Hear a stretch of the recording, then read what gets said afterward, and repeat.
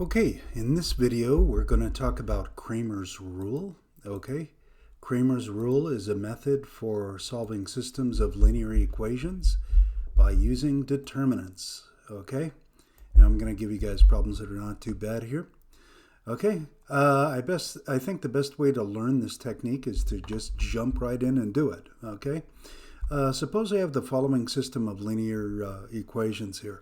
I've got 2x plus 3y is 7, and x minus 5y is 12. Now it's important here that do you see how I have the x's lined up? So the x's come first, and then the y's come second. Okay. Now it doesn't matter if I have the x's come first or the y's come first, but I want them to be in the same order in each equation.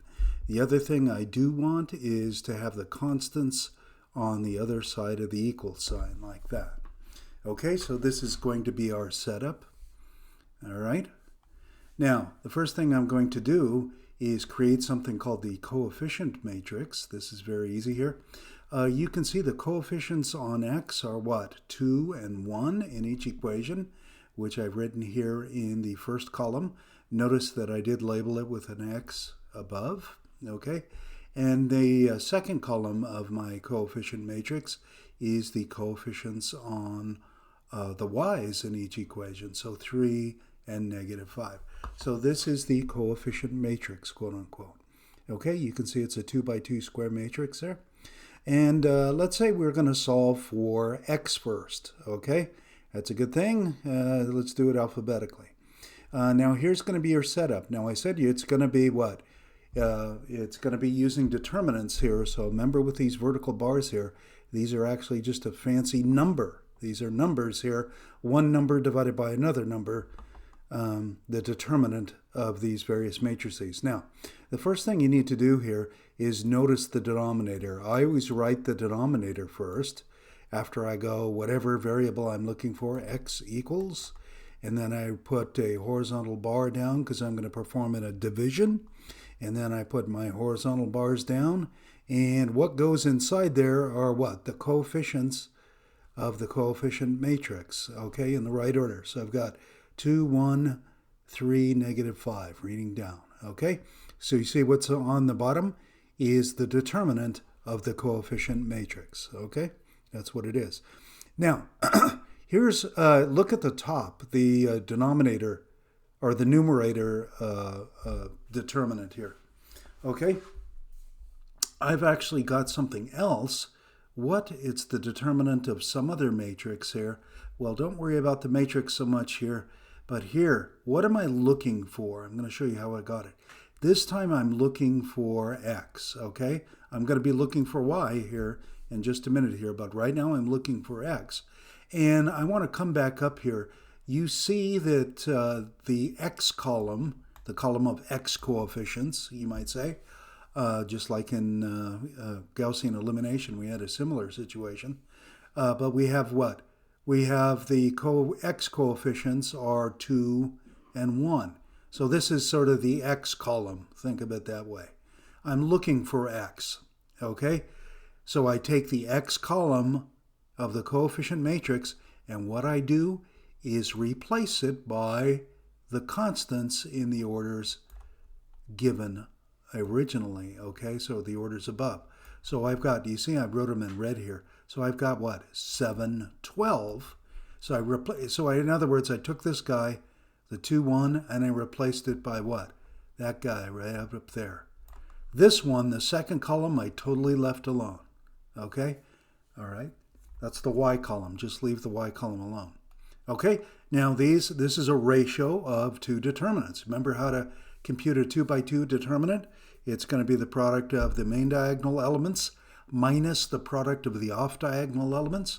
So that's 7 times negative 5 minus 3 times 12. Okay, and then I'm dividing, so all over what? The determinant down here of the coefficient matrix. 2 times negative 5 minus 3 times 1. Okay, just do the arithmetic, and you get a negative 35 minus 36, which is negative 71, okay? And downstairs you get negative 10 minus 3 is negative 13, So the ratio, the negatives drop out, and x is actually 71 over 13. Okay? Now let's solve for the y here. Okay? Just showing you how it works here. Okay? It's almost the same setup here. Now in the denominator, I have the determinant of what?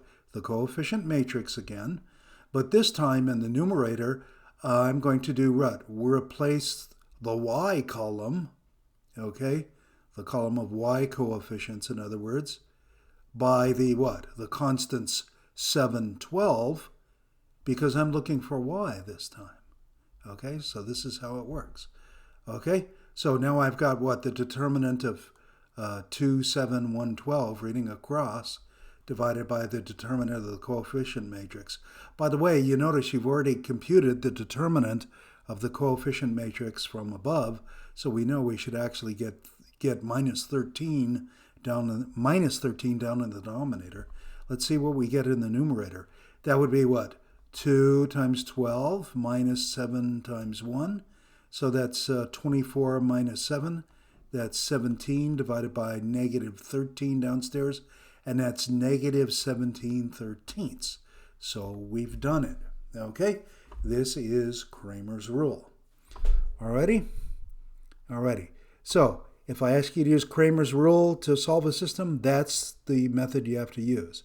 Okay? Whenever I ask you a question, you have to use the method that I ask for. If I don't ask for a method, do whatever you want. Okay? Let's take another example here. I've got 2x plus y is 13, and 5x plus 3y is negative 4. The x's are lined up, the y's are lined up. I've got the constants on the other side. Let's do it. Okay, so I've got x equals, let's solve for x first. I've got the determinant of what? 2, 1, 5, 3. Don't forget there's implicitly a 1 in front of that y there. So our coefficient matrix, okay, is 2, 1, 5, 3 or 2, 5, 1, 3, depending on whether you like reading rows or columns. But I've got what? Determinant. Okay, so put those vertical bars down. I'm not even going to evaluate it right now. All right, now what am I going to do in the numerator? I'm going to put my vertical bars, right? And I'm going to do what? I'm going to replace the x column by what? 13, negative 4. Okay, just like you've got here. And I circled it this time rather than wrote it in red. Okay, so you see where it came from. I replaced the 2, 5, the x column coefficients, with the constants 13, negative 4. And there we have it. Now I'm going to compute that in a minute. Right now I'm just interested in the form. Make sure you guys get the right form before you start computing things. If you've got the wrong form, nothing really matters, right? Okay. For y equals, we've got downstairs, once again, we've got the determinant of the coefficient matrix, 2, 1, 5, 3 again. Okay. Upstairs, however, what are we going to do? We're going to replace the y column, or column of y coefficients, the 1, 3, by what? The 13 and negative 4. Okay, so I leave the 2, 5 alone there. Okay, so that's the only place I've replaced it. All right, now I'm going to start my computations here in the next stage, okay? I've liked this method of writing it up better than the previous one so you can see what's happening in both of them, compare and contrast here. Now let's do the actual computations though. So I've got what? 3 times 13 is 39, and then I'm subtracting 1 times negative 4, so that's negative 4. Okay, downstairs we've got 2 times 3 is 6 minus 5. So we've got 6 minus 5 down there. We've got 6 minus 5 down here as well, so we might as well just transcribe that. Okay, not really do a calculation. We've got to work that numerator though. 2 times negative 4 is negative 8. Check. Subtract. 5 times 13, that's what? Negative 65. Okay, let's do the arithmetic now. That would actually be what? 39 minus negative 4 is 39 plus 4. That's 43. 6 minus 5 is 1. So 43 over 1 is 43, as I've written here. Over here, I've got negative 8 minus 65 is negative 73 over 1 is negative 73. Okay, so we've got our solution here. And there it is. Okay, nice, neat integer solutions here because what? The determinant of the coefficient matrix turned out to be 1. Okay? But if it's plus or minus 1, you've got integers you'll be dealing with.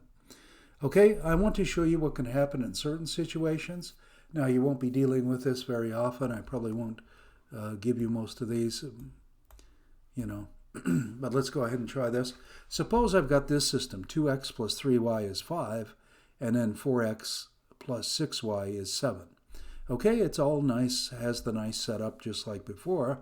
Okay, so I would have what? X equals, and then I write my division symbol. Downstairs, I put the determinant of 2, 3, 4, 6. Upstairs, I replace the 2, 4 by the 5, 7, since I'm looking for x. Okay, leave the 3, 6 alone. Now let's start computing. 5 times 6 is 30, minus 3 times 7 is 21. All over, what? 2 times 6 is 12, 3 times 4 is 12. 12 minus 12, we've got 9 divided by 0. Whoops, what's 9 divided by 0? Does not exist, okay? All right, if you're dividing by 0 in a problem using Cramer's rule, then there's something funny about the system. I'll explain. The system either has no solutions or infinitely many solutions, okay? If the determinant of the coefficient matrix is non-zero, then you've got a unique solution, okay? We can actually see that there's no solutions to this system when we come back up here. Do you notice how I got the second equation from the first? Well, I took the left-hand side and multiplied by 2, right?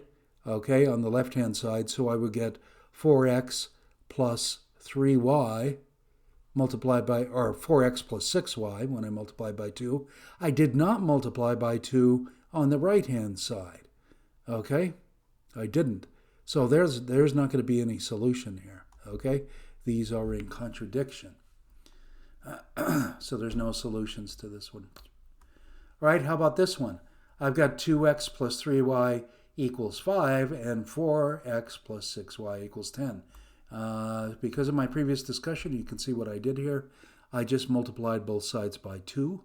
Okay, that would mean the second equation is redundant, right? It carries no more information than the first equation. In other words, geometrically, they represent exactly the same line. Let's go through the motions here, though. Downstairs, using Cramer's rule, x would be what? 2, 3, 4, 6. Take that determinant, right? Upstairs, I'd have 5, 10, and leave the 3, 6 alone. Now, let's see what happens in this case. I've got what? 5 times 6 is 30, minus 3 times 10 is 30. Downstairs, I get 0 once again. I've got 0 divided by 0. That doesn't exist either, okay? But notice the difference in the situation up here compared to this one. 0 divided by 0, that's going to be an indication here that the system has infinitely many solutions, okay? So there's not a unique solution to this one, okay? And we know that because I just discussed that, how I got those equations anyway, okay? All right. Cramer's rule works for n linear equations and n unknowns, but the work needed to actually get a solution grows quickly with increasing values of n. Okay, so I'm going to, just for the sake of completeness here, give you a 3 equations and 3 unknowns here. Okay, so let's try this. I've got 3x plus 2z equals 7, x minus 4y plus 3z equals 11, 8x plus y minus z equals 9. So that's 3 linear equations in 3 unknowns. The first thing I would like to do, let's come down here and take the determinant of the coefficient matrix. The coefficient matrix would be what? 3, 0, 2. Do you notice that there's a y term missing in the first equation? You could incorporate it by going what? 0y, right? I could really go 3x plus 0y plus 2z equals 7, and then it would have the appearance of the other 2 equations. Okay, so that's what we do in our imagination here. So the first line, or first row, is 3, 0, 2. The second is 1, negative 4, 3, as you can see, 8, 1, negative 1. I'm looking for y, I set up here. Okay, so what are you going to do? You're going to replace the second column of the coefficient matrix, okay? So in other words, this guy, well, I'll just circle this too. I'm going to replace this guy by what? The 7, 11, 9, and that's what I did here. Now I'm going to confess that I just cheated. To compute these two determinants, 3 by 3 determinants, it's a lot of work, isn't it? I just used my calculator. I got negative 97 over 69 for my final answer, and that's what y would be equal to. Now I could do the same thing with x and z and get all of them. You can see that this would be a large amount of work to actually end up doing this, but 3 equations and 3 unknowns is typically a large amount of work regardless of the technique you use. Okay, well, when it comes to the exam, I'll probably give you 2 equations and 2 unknowns, so like the original examples here.